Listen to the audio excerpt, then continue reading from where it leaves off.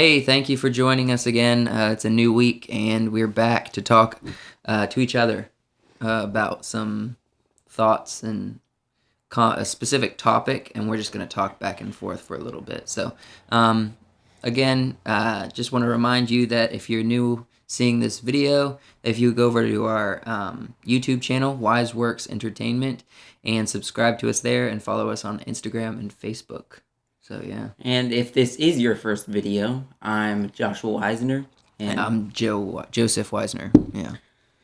Today we're going to be talking about kind of the difference between traditional filmmakers and YouTubers, and how YouTubers get kind of a bad rep for traditional honestly filmmakers. And the content that they're creating, like, what is it?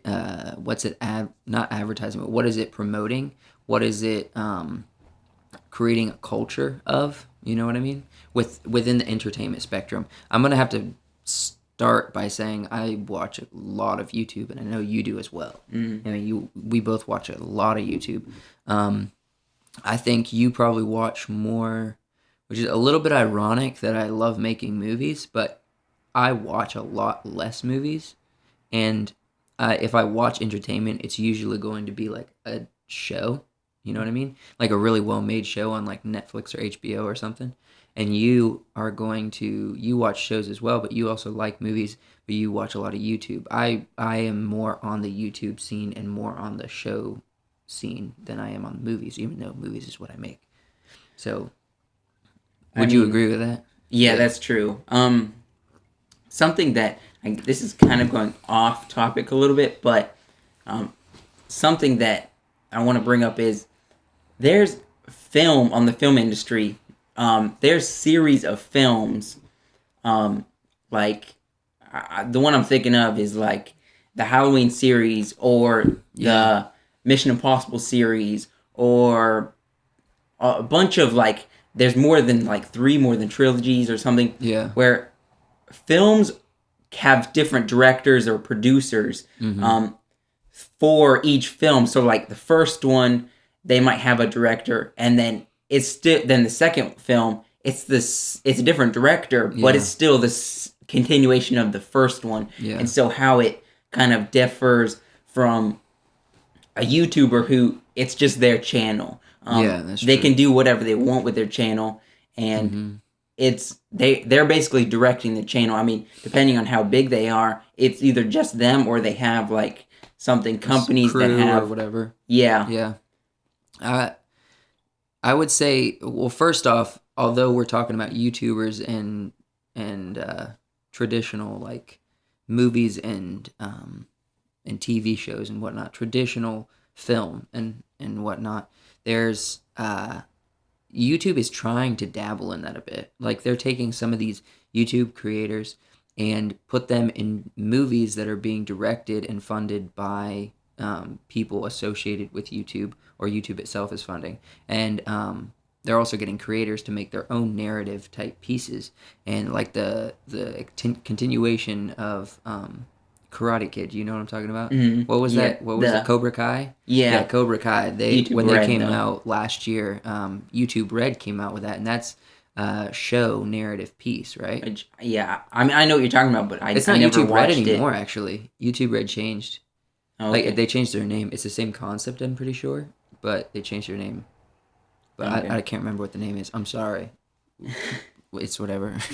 But essentially, YouTube as a company seems like they're trying to gain more respect, but they can't really, because when it comes down to it, it's not that they're not respectable. I respect them a lot for the platform they've created. I watch a lot of YouTube, but when it comes down to it, they're trying to be something that they're not really formatted to be.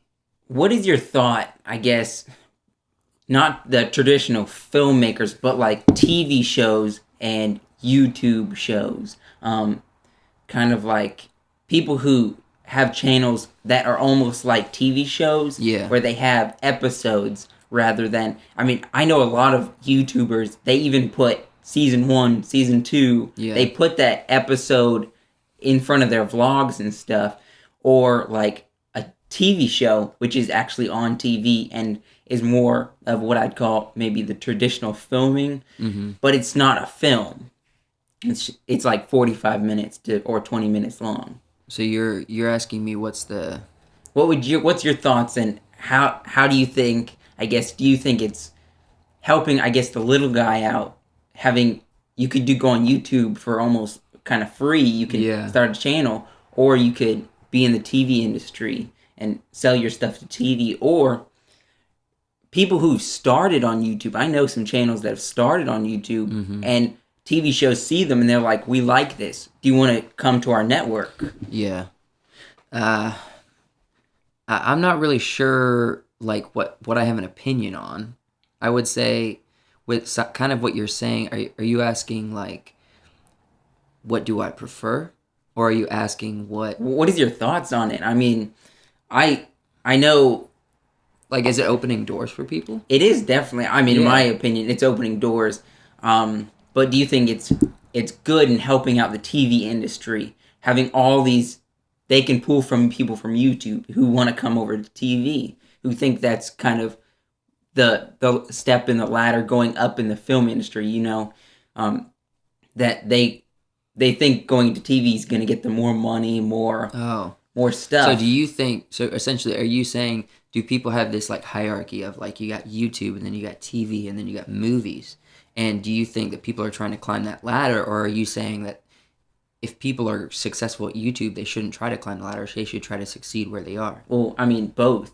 Okay. Is it? That's interesting. And, or what you're saying, should they stick with YouTube? And I mean, it just depends on what kind of creator you are, in my opinion.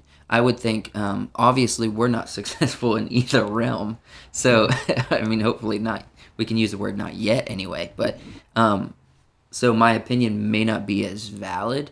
But I would say that, honestly, it just depends on the creator you are. If you like making narrative pieces or telling stories, then you're going to want to lean more towards like movies and fictional TV shows. Maybe not so much in documentaries, but then people who do YouTube who might have like a vlogger channel could probably dabble in documentary style filmmaking. I wouldn't say that it's better, because there's so much ad revenue filtering through YouTube that if you're a regular content creator, you can make really low budget, almost no budget videos and make a lot of money off of it. Whereas when you're in the industry, you have a lot of overhead. So there's not really it's more, I think, just what you prefer, honestly, because what you prefer to create and what avenue is going to be the easiest for that. I know right now we wouldn't consider ourselves YouTubers. We would consider ourselves filmmakers, I would say. And but we're utilizing YouTube to have conversations like this, that we're not really, like, we're not trying to get AdSense off it. We're not really trying to monetize our content necessarily. People like Olin Rogers, who has almost 1 million subscribers. He's been almost at that 1 million mark for a while, but who have almost 1 million subscribers who don't monetize their content because they are more geared towards telling narrative stories and content creating in a fictional sense, wanting to have that more traditional producing of a work of art instead of just creating something that can go on a channel like we see a lot of YouTubers do. Not that YouTubers aren't creating really good pieces of work, and it's really just a matter of what you're wanting to create and what you're wanting to do. So honestly, there's not a great answer at it, because it's growing, it's changing every day. Do you think that YouTube has changed the way TV is today, as in, like, you know, before you'd have to just sit and watch the commercials, watch everything. Now you can record shows and you can fast forward through commercials. You can stop, pause. I think YouTube has influenced streaming in general, like online streaming. So networks like Hulu and Netflix and HBO Go, they are, well, HBO has their network, but their Go is their mobile version. They're actually, I think YouTube is influenced because they're the first ones that are binge watching online videos, essentially. And what do we see like Netflix doing now? They create a show that's literally in show format. And if you're paying for Netflix, there's no ads on Netflix. but you're watching it in show format, so you're watching 45-minute episodes, but people go and watch them like they're watching a really long movie because they just binge watch a whole season and they release it as a whole season. Does that make sense?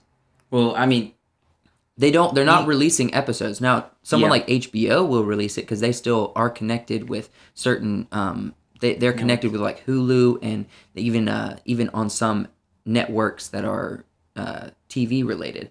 But big one like Netflix is literally just themselves. They do some DVD releases afterwards, but Netflix is just putting content on their streaming service, and because of that, they're creating shows in show format, but people aren't watching them like you do a traditional show. Like, what's the purpose of making a 45 or 40-minute episode?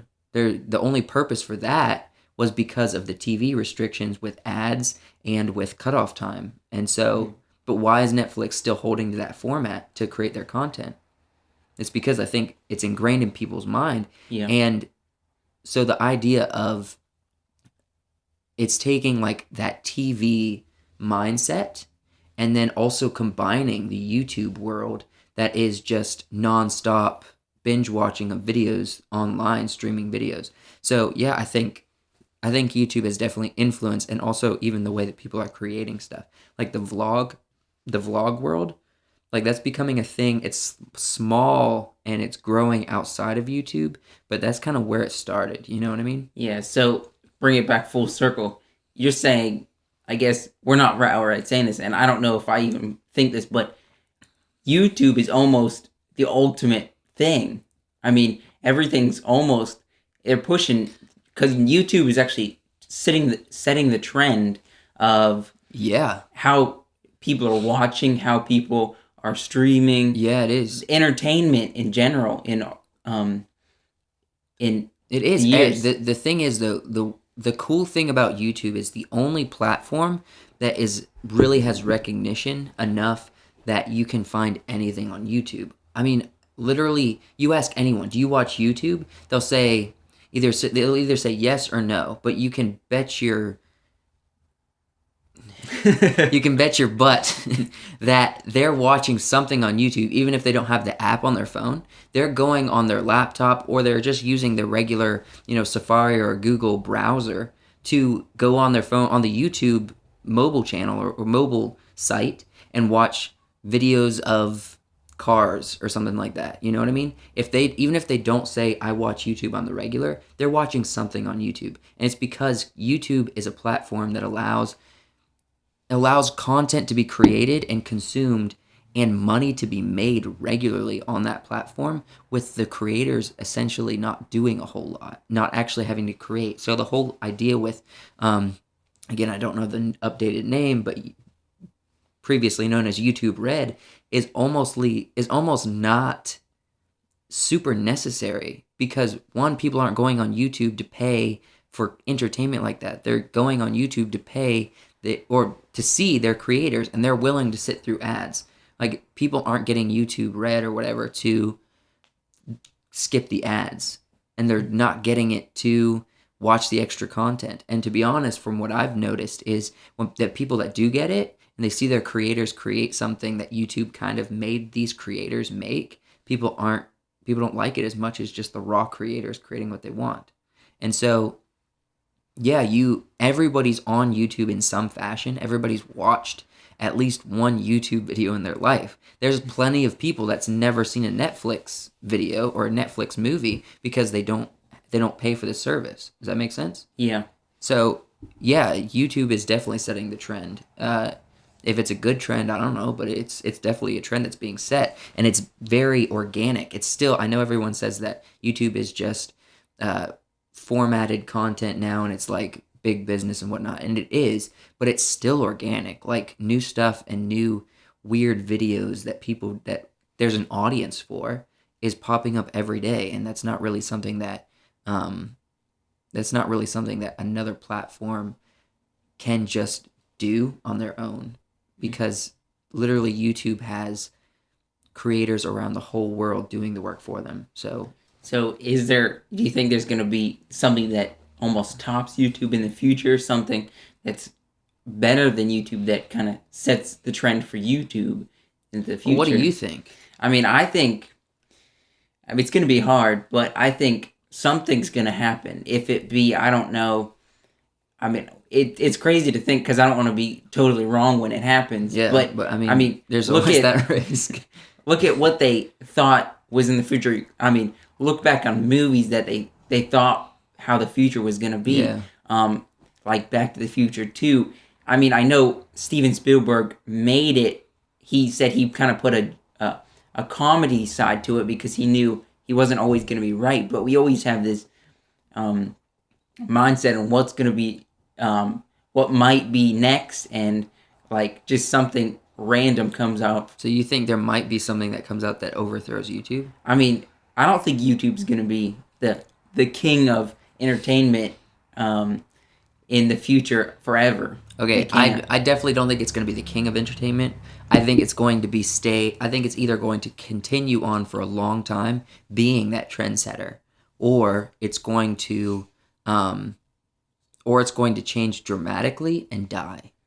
And I don't foresee them allowing YouTube to die. You know what I mean? Mm-hmm. Because there's too much money that's being made on YouTube. So no, I don't think, and also the creators are relying on this income. They're relying on all these different things. So no, I don't think that any of that's I don't think YouTube's going to be going away. So I think it's going to be more like the previous, which is just going to continue being that trendsetter and to continue being what it is now and just keep growing in that and getting more creators and more fresh ideas and be that place of organic creation instead of just being a place where people are creating entertainment for people to consume. Does that make sense? Yeah. Or the company creating entertainment. Yeah. Well, tell us what you think in the comments. Tell us what you think. I guess that's kind of all the time we have for today. So, thanks let for us watching. know if you think there's going to be something that comes up in the future, if something's going to kind of overthrow YouTube, or if it's going to stay something else that's going to be different, but YouTube's still going to be around. If there's really any part of this conversation that we were going in a direction and then we derailed and went a different direction, but you want us to keep going that way, leave it in the comments and we'll try to pick it up where we might have left off if you want to hear what we have to think about other things, or just start a conversation if we want. So thanks for watching, guys. We'll see you next week.